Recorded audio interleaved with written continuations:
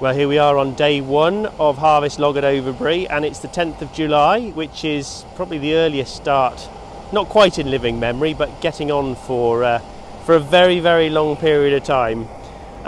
We've had about 180 millimetres of rain since March, the beginning of March, and coupled with a couple of really high temperature periods has really pushed these crops on to this early harvest. We're very, very dry here in what is usually a wet part of the country, so it's quite unique for us, really.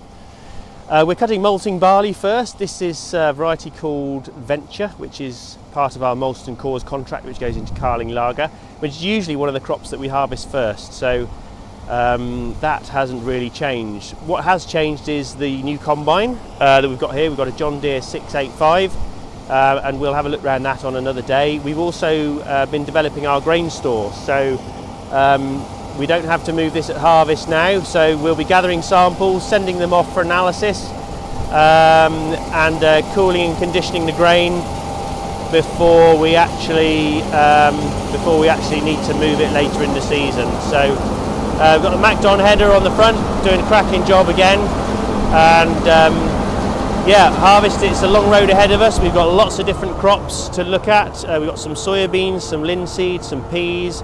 We've got winter wheat, spring barley, winter barley, and oilseed rape. So stay tuned and enjoy the ride, which will hopefully not be too stressful. I haven't got any more hair to lose.